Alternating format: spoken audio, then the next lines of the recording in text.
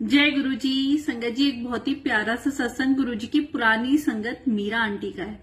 Aunty बताती है जब वो पहली बार गुरु जी महाराज से मिली तो उन्हीं की होके रह गई। उससे पहले वो शिरडी साईं बाबा को मानती थी। बाबा में उनका बड़ा विश्वास था, पर जब से उन्होंने गुरु जी की शरण मिली तो गुरु जी से इतनी प्रभावित हुई कि उन्हें हर जगह गुरु जी ही दिखाई देते थे। तो वो अपना एक बार उन्हें रात को ड्रीम आता है कि उनके ड्राइंग रूम में साईं बाबा की संगमरमर की मूर्ति रखी हुई है और अचानक से वो गायब हो जाती है और गुरु जी महाराज उसकी जगह बैठे हुए हैं और मुस्कुरा रहे हैं। आंटी बहुत खुश होती है और जाके गुरु जी को गले लगा लेती है। अगले दिन आंटी गुरु जी के मंदिर जाती हैं तो गुरु जी आंटी को देखते ही कहते हैं कि आंटी, कल रात तो तूने मुझे बड़े जोरों से गले लगा लिया। संगत जी, आंटी हैरान रह जाती है कि गुरु जी महाराज को कैसे पता रात के ड्रीम के बारे में। उन्हें समझते देर नहीं लगती कि ये भगवान है, भगवान शिव है जिनसे कुछ भी नहीं छुपा है। ये हमारा वर्तमान, भूत, भविष्य सब जानते हैं। फिर गुरु जी महाराज आंटी को अपने पैर दबाने के लिए कहते हैं। आंटी को बताते हैं कि 3 साल बाद तुझे पता चलेगा कि मैंने तुझे क्यों बुलाया है। और ये बात आई गई हो जाती है, आंटी भी भूल जाती हैं। और संगत जी, ठीक 3 साल बाद उनके हस्बैंड को किडनी और हार्ट की प्रॉब्लम होती है। उन्हें बॉम्बे ले जाया जाता है, आईसीयू में एडमिट किया जाता है।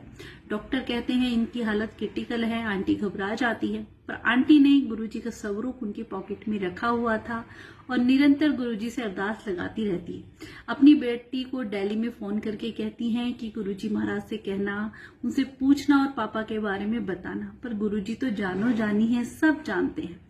गुरुजी से अरदास लगाते ही धीरे धीरे अंकल ठीक हो जाते हैं और घर आ जाते हैं। अंकल को छुट्टी मिल जाती है। फिर वो जब दिल्ली आते हैं, गुरुजी से मिलने जाते हैं, तब गुरुजी बताते हैं कि अंकल को मुझे नया जीवन देना था। मैंने 3 साल पहले इसी समस्या के बारे में बात कर रहा था कि अंकल की जो ये प्रॉब्लम थी ये आने वाली थी 3 साल। संगत जी, तो गुरुजी महाराज से कुछ भी नहीं छुपा है।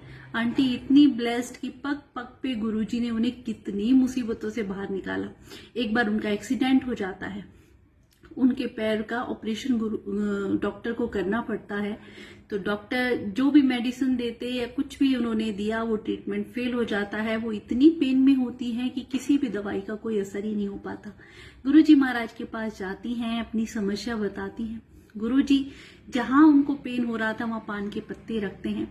उन्हें और ज्यादा दर्द हो जाने लग जाता है तो गुरुजी से कहती हैं, गुरुजी मेरा दर्द बढ़ता जा रहा है। गुरुजी कहते कुछ समय के लिए होगा और फिर देखना ठीक हो जाएगा। और संगत जी, ऐसा ही होता है। थोड़ी देर बाद उनका दर्द बिल्कुल गायब हो जाता है और 3 साल तक कोई दर्द नहीं, कोई उन्होंने दवाई नहीं खाई। 3 साल के बाद फिर से वही दर्द उठता है और गुरुजी उस वक्त जालंधर मंदिर में थे। आंटी दिल्ली में रहती थी।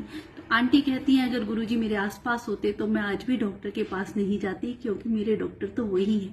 फिर आंटी हिम्मत करके एक डॉक्टर के पास जाती हैं दिखाने और गुरुजी से अरदास पहले ही लगाती हैं कि गुरुजी महाराज आप मेरे साथ चलना। और जिस डॉक्टर के पास जाती हैं उन्हें बताती हैं कि ऐसे ऐसे प्रॉब्लम है। तो डॉक्टर कहते हैं आप पहले भी ये प्रॉब्लम हुई है। तो आंटी बताती है हाँ, 3 साल पहले। तो उससे क्या दवाइयां ले रहे हैं, कौन है आपके डॉक्टर, कौन आपका इलाज कर रहे हैं। तो आंटी कहती है मैंने कोई दवाई नहीं ली 3 साल तक, मेरे डॉक्टर तो मेरे गुरुजी हैं। तो डॉक्टर कहते हैं, अपना ब्रीफकेस निकालते हैं और उसमें एक फोटो खींच के दिखाते हैं कि यही है आपके गुरुजी। आंटी कहती है हाँ, यही है मेरे गुरुजी। आंटी देख के रोने लग जाती है। तो डॉक्टर कहते हैं जब ये गुरुजी आपके डॉक्टर हैं तो मैं कुछ नहीं कर सकता। जब विधाता ही आपके डॉक्टर बने हुए हैं तो मेरे हाथ में कुछ भी नहीं है। आंटी रोने लग जाती है, वहीं पे भाव विभोर हो जाती है। और संगत जी, वो अपने घर चली जाती हैं और सच में उनका दर्द गायब हो जाता है। कैसे गुरुजी हर जगह अपनी प्रेजेंस फील कराते हैं, अपने भक्तों के हर पल साथ रहते हैं। एक बार ऐसे ही उनके नी में इतना ज्यादा दर्द होता है, डॉक्टर पेन किलर देते हैं उन्हें और रेस्ट करने के लिए बोलते हैं। पूरी रात वो परेशान रहती हैं, गुरुजी से अरदास लगा के सोती हैं और गुरुजी सपने में आते हैं और जहां उन्हें पेन होता है वहीं पे हाथ रखते हैं। सुबह उठती हैं तो उनका दर्द गायब। तो कौन है ये? भगवान है, ईश्वर है, जो हमारे पल पल की खबर रखते हैं और हमें इतना ब्लेस करते हैं। संगत जी, गुरुजी महाराज का अनंतम अनंतम शुक्राना। ऐसे गुरु जो हमें मिले हैं, वो प्यारा सा शब्द है ना, ऐसे गुरु को बल बल जाऊं, बल्कि गुरु क्या हमें भगवान मिले हैं। आज टीचर्स डे है। टीचर्स डे, बचपन में माँ हमारी टीचर्स होती है, उसके बाद हम जो पढ़ाई लिखाई करते हैं, शिक्षक हमें जीवन में आगे बढ़ने के लिए पढ़ाते हैं, लिखाते हैं, सब समझाते हैं, पर आध्यात्मिक जर्नी को आगे ले जाने के लिए हमें गुरु की जरूरत होती है। और सोचिए हम कितने भाग्यशाली हैं कि हमें भगवान गुरु के रूप में मिले हैं।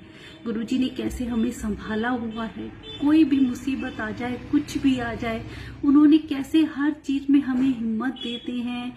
एक जो चेहरे पे गुरु जी के हर स्वरूप पे जो स्माइल है, वो हमारे फेस पे ऑटोमेटिकली आ जाती है जब भी हम गुरु जी का स्वरूप देखते हैं। गुरु जी कहते हैं, बेटा मैं तेरे नाल ही हूं, तो चिंता ना कर।